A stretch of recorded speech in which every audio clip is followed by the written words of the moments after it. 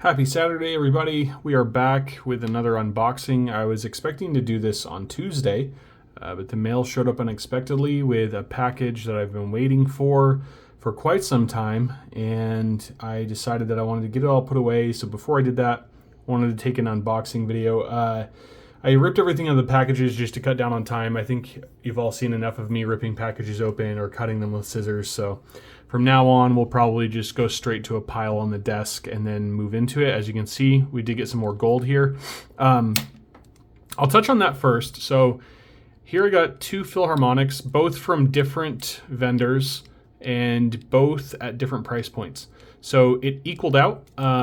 If you buy 10th ounce gold, you're probably going to pay a pretty large premium. A lot of times I see it going for like $220 per 10th ounce. And so to figure out what the premium is, you just need to multiply by 10. Pretty simple. So at 220, if you multiply that out, that equals out to $2,200 per ounce of gold, which is about a $300, well, $250 premium. I ended up paying $180 for this one and $190 for this one. And the $190 was actually made up of bullion that I traded. So it didn't actually come out of my pocket, but $190 worth of bullion for this, for silver bullion, that is. So I feel like if you dollar cost average, you come out to $185 for each of these, which means I actually got it below spot, which I'm going to jump on every time. So now, just to show again, we're adding it to this and my two pamps.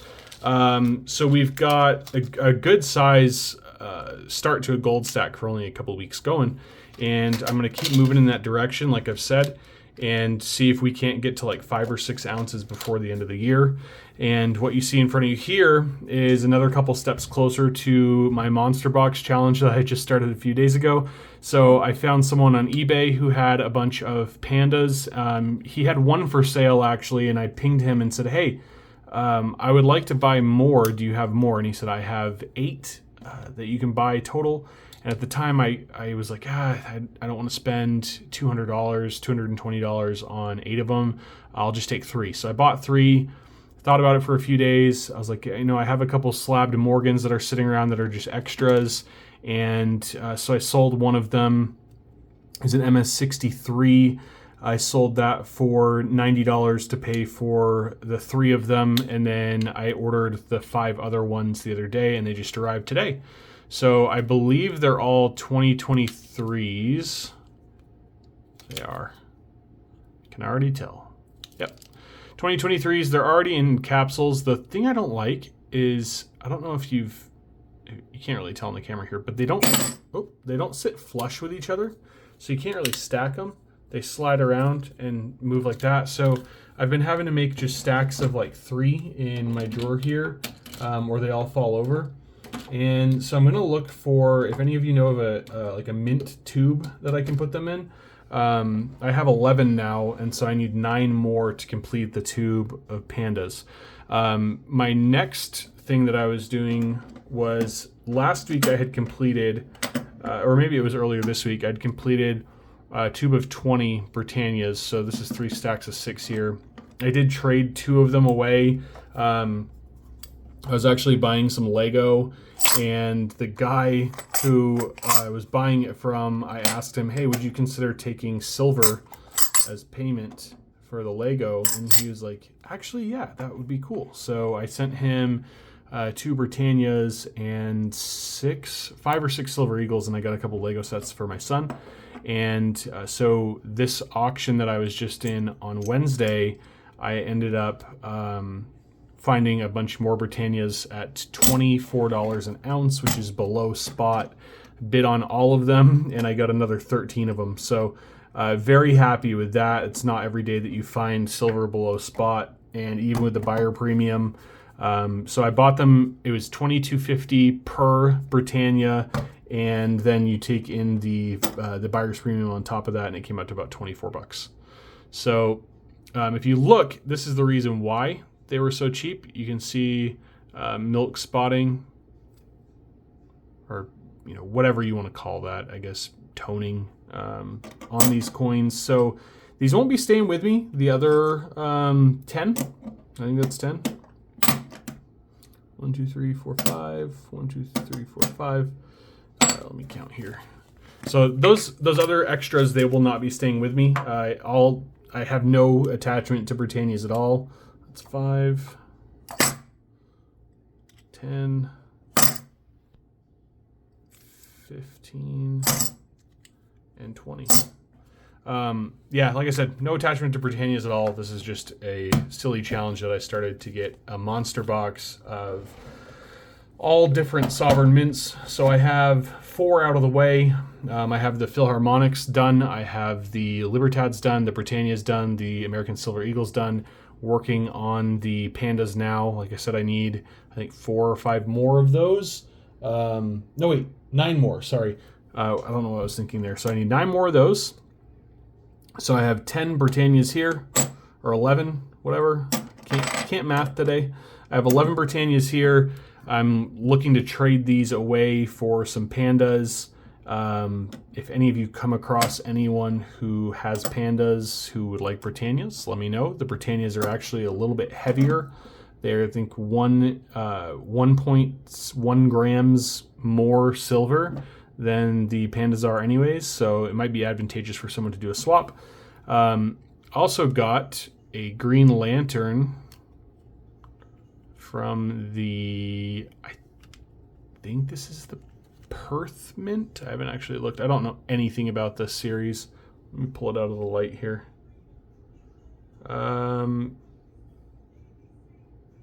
Yeah, I don't know. It just says that it's a Green Lantern. I got Green Lantern. I got the Darth Vader. So that goes with my Millennium Falcon from the other day. So those I will keep. Those are just kind of little collector things I was doing. Now we get to the real thing that I've been waiting for. This package is the one that I've been waiting for now for about 6 weeks, actually. So just to give you a short rundown of what happened, the coins got shipped out. They went to the zip code about 3 towns over from me, got delivered to someone's house with the same street name as mine, shipped them back to the area where they were supposed to be coming from, sat there for another week. I called the auction house. They said, oh, your address was wrong, so we've been holding it. Anyways, run around, went around, and I ended up getting the coins. So this is a really interesting one. It is legit, but the toning that it has on it is super strange. I needed an 1896 though, and I'm guessing because of the toning, I was able to pick this one up. I was like one of 2 people that bid on it. It's kind of cool under the right light. So it looks kind of like a coppery gold color, but if you pull it and you just kind of set it down like that, it just looks dirty. So I don't really care. It fills the 1896 hole that I had. So now I'm officially down to just 1890 through 1895. So 1890, 91, 92, 93, 94, 95. 6 coins left, and then I have every single date for the Morgan dollars in MS64 or higher, with the exception of 1879, and I'm working on that one now. I had the opportunity to buy all of these as one lot. So you can see different numbers on here. I'm guessing they tried to sell them all separately at one point and they just didn't sell. So they had them like that, and it just said 14 assorted piece and Morgan dollars. And I paid $164 for the 14 of them. That is like rock bottom pricing for those of you who don't know. Not all of them are in good shape. This 28 or 22 rather is good. This one's just okay. Most of these are just kind of in that okay stage. I think some of them, actually I know some of them have been cleaned. Here's another 1896. So this one, like none of these are, I wouldn't say gradable, but it was cool to just be able to buy an entire lot of them for that cheap. This one's pretty pitted up. You can see on the cheeks. So like this is probably, I don't know, an XF or something like that. And I think obviously still worth more than like $15. 1921D, this is the first one of these that I've picked up. Not in great shape really. You see here, there, hair is pretty worn down. I got an 1878, so first year of issue. Obviously very worn, pitted, all kinds of clash marks. It's gouged up pretty good. 1879 rather, not 1878. 1886. This one's actually in good shape, depending on the angle that you look at it. It's still got a cool rainbow, or cartwheel rather. So that one's nice.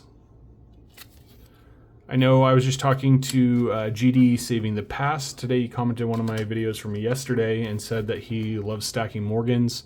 And so here you go, man. I just got a whole another stack for you, sir, to look at. 1889.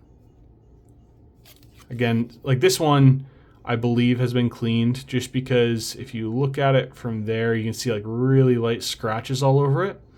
And it looks like someone took, I don't know, not steel wool, but something abrasive and just kind of went to town on it.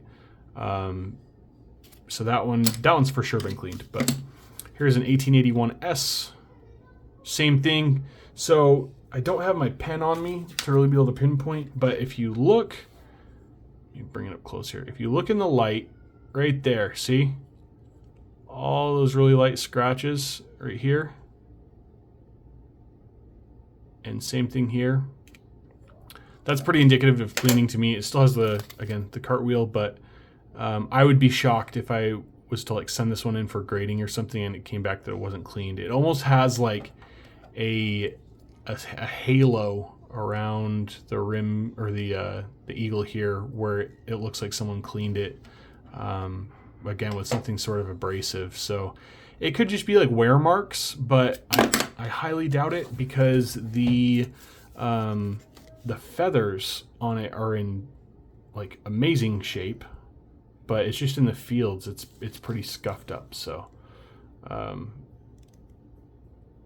I don't know what to do with this one or what to make of it. Then we have a 1923 Peace Dollar. Not much to look at here. Average condition. It's kind of ugly in my opinion.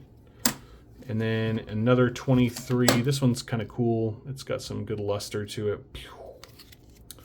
Good cartwheel. Not too pitted or anything.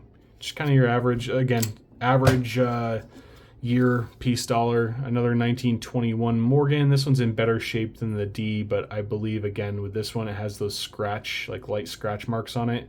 I can still sell it and make a profit on it. It's not that I won't. It's just it kind of takes away from the value when you know it's been cleaned, and that's where you can kind of see like the brush marks down this way. When you zoom in, you can really tell. But still pretty cool. It's got some toning on the back. It's just a very common year, so I don't really get excited about the 21s anymore. And then I got an 1890. Again, this one I believe has been dipped and cleaned. It's like extremely shiny. See that? And then when you get close to it again in the fields there, it's just kind of like these light scratch marks. And again, I could be wrong, but it looks like it to me. But hey, maybe I'll still send him in. One of the local guys that I deal with here, he actually offered to have me send in a box of Morgans, because he's getting ready to send one in. This is a 1928S. This is the key date with the Peace Dollars, and this is the first one that I've been able to find. This is actually the main reason that I bought this whole stack. I was hoping that it was going to be in like really good shape.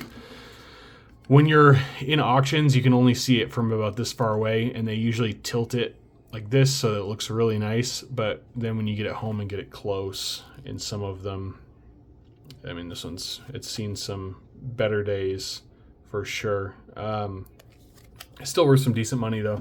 And then they randomly chucked in a Mercury dime. I'm not sure if they did this to say sorry for it taking so long, but that's all we've got. So I'm pretty tapped out at the moment. I have a lot of stuff going on at home. I've got just some projects that I'm wanting to take care of. We're in the middle of a remodel downstairs that's, I would say, 85% done, so we're down to trim. And I've got to get that taken care of. I just had to buy some tools and other stuff. So the money that I normally play around with with coins is going to finishing off what we've got going on in the house before winter hits. Then we're going to do some outside projects as well. So I will still be doing some videos. Obviously, it's just going to be more like educational stuff than unboxings for a little while, unless, who knows, maybe I get a really cool bonus at work or something like that, and I go ham on an auction. The other thing is the auction that I normally buy from is on pause for a week for Labor Day, so they take this whole week off. So they will have no auctions this week, and so that's going to cut into my supply. The stuff that I'm getting right now, I'm primarily getting from one place, just because it's really conveniently located. It's about a 3-hour drive for me, and the stuff ships almost instant. So I buy on if I buy on a Tuesday or a Wednesday, it's here by Saturday or Friday. So can't beat that. And I definitely don't want to experience like this, for these and this Eagle. Oh yeah, I had a 1924 MS64 and an Annex holder. This one was pretty pricey, but I needed the 24, so I coughed up the dough for it. But, for these, I paid, again, it was like $165 for this whole stack, and then this was $35, and this I paid $70 for. So it was like $250. I sent them a wire, paid, and just sat and waited and waited and waited. And so I don't want to experience that again, because it's kind of nerve-wracking knowing that you just spent that much money and you have to wait for 6 weeks. So with me having planned on selling all these, I was planning on selling these for probably like $30 to $35 each, except for the ones that are really rough, obviously. But the actual average of all of them put together, about $30 to $35 each. So when you take into account there's 14 of them there, that's $400 that I could have used to buy more stuff that I couldn't use because I didn't have the stuff to sell. So don't want to experience that again. I think I'm just going to stick to my tried and true place. They're really good to me. They send me extra stuff sometimes, and it's a formula that has been working so far. I go in and I put my max bid in, and I just sit, and on that evening after the auction ends, they email me with what I've won, and I pay them, and we're done. So pretty simple. With some of the other places, I've got, I think, 2 more packages coming right now, actually, with some cool stuff, but it's a 10 to 15 day handling process for them to get your stuff mailed out. So you buy, and then they call you 3 to 4 days later, you pay, then they package everything up, and that takes 5 to 6 days. And then they call you back, you have to pay for shipping, and then they ship it out, and you have to wait for the shipping. And so that's, I've never bought from them before. This is the first time, and it's just because there's some cool stuff in there. I got a lion's head 2-ounce coin, which is really neat. And but again, stuff like that, it just, when you're trying to flip the stuff pretty quickly, it just kills your profits because you're waiting and waiting and waiting for stuff to get to you in the mail. So kind of went off on a rabbit trail there, but I hope you all enjoyed this video. I like the feedback that I'm getting on the last one that I posted yesterday. This is all the gold that I have now, so you can see it's growing slowly but surely. Let me know, what, if anybody wants to swap for any of this stuff. I might reach out to a fellow YouTuber. We were planning on doing a trade earlier this week, and I kind of got cleaned out and had to wait. So I think I might hit him up and see if he wants to do a little switcheroo with me. And when we do that, I'll post the video, and I'll encourage him to post the video as well. And if he's watching this video, he knows who he is. So anyways, I hope you all have a really good Labor Day weekend. Stay safe, and I'll see you next week.